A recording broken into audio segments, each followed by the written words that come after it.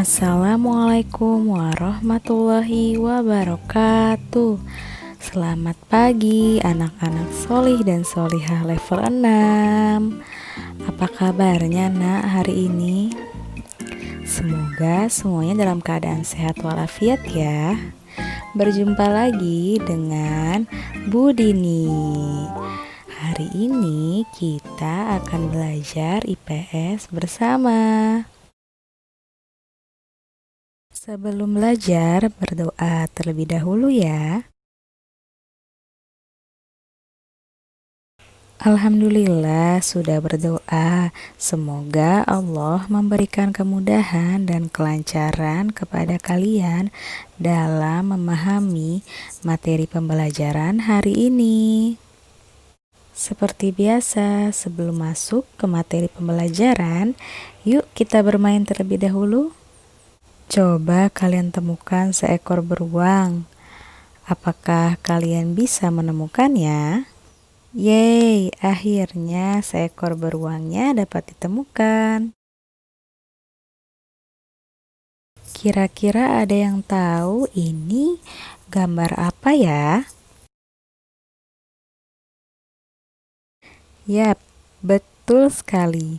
Ini adalah gambar lambang ASEAN. Berarti kalian sudah bisa tahu ya materi pertama kita pada hari ini. Materi pertama kita adalah tentang organisasi ASEAN. Latar belakang terbentuknya ASEAN. Yang pertama adalah persamaan letak wilayah, yaitu sama-sama di Asia Tenggara. Yang kedua adalah persamaan nasib sebagai bangsa yang pernah dijajah bangsa asing, kecuali Thailand. Yang ketiga, adanya perselisihan di beberapa negara di wilayah Asia Tenggara yang dapat mengancam persatuan. Contohnya perselisihan antara Malaysia dan Indonesia di tahun 1965 sampai 1966. Latar belakang berikutnya adalah berkembangnya paham komunisme yang ditakuti oleh negara-negara di Asia Tenggara.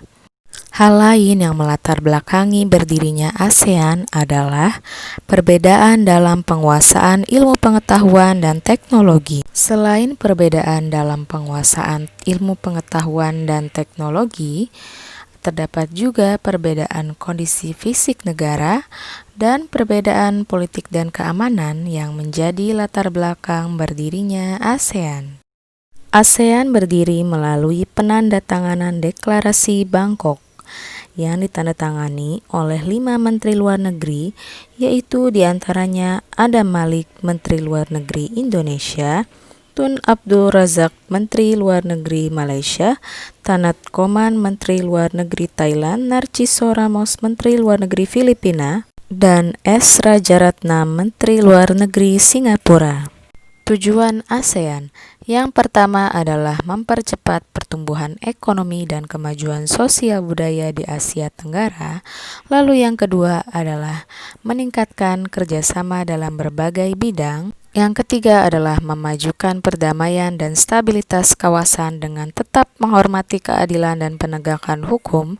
Lalu yang keempat adalah meningkatkan stabilitas dalam politik dan keamanan. Untuk mencapai tujuan-tujuan tersebut, ASEAN menjalin kerjasama dalam berbagai bidang berdasarkan prinsip-prinsip berikut ini. Prinsip yang pertama adalah saling menghormati, lalu yang kedua adalah mengakui hak setiap bangsa, yang ketiga tidak mencampuri urusan dalam negeri tiap negara anggota, yang keempat menyelesaikan perselisihan secara damai, yang kelima tidak mengancam atau menggunakan kekerasan, dan yang terakhir adalah menjalankan kerjasama secara efektif. Materi berikutnya yaitu adalah lambang ASEAN. Yang pertama, warna merah melambangkan keberanian dan dinamika. Warna biru melambangkan perdamaian dan kemantapan. Warna kuning melambangkan kemakmuran. Dan warna putih melambangkan kesucian.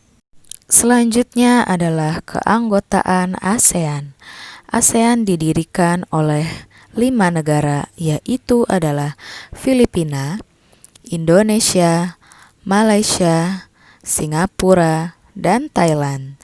Selanjutnya, Brunei Darussalam bergabung pada 7 Januari 1984, Vietnam pada 28 Juli 1995, lalu diikuti Laos pada 23 Juli 1997, dan Myanmar di tanggal yang sama ikut bergabung. Dan yang terakhir bergabung adalah Kamboja pada 30 April 1999. Selanjutnya adalah Sekretariat ASEAN.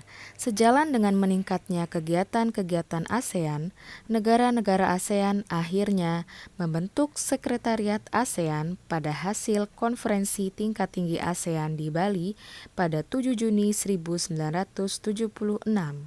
Gedung Sekretariat ASEAN terletak di Bilangan, Jakarta Selatan, tepatnya di Jalan Sisinga, Mangaraja.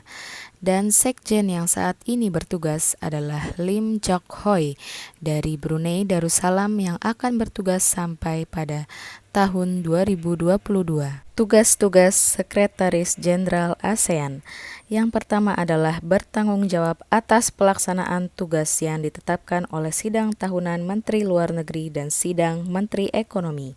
Yang kedua adalah menyelenggarakan, memperlancar, dan mengawasi kemajuan pelaksanaan kegiatan ASEAN. Yang ketiga, bertindak sebagai badan administrasi pusat untuk membantu meningkatkan pelaksanaan proyek-proyek dan kegiatan ASEAN secara efektif. Yang keempat, sebagai jalur komunikasi resmi antara ASEAN dan organisasi regional internasional, pemerintah, dan lembaga yang menjalin hubungan dengan ASEAN.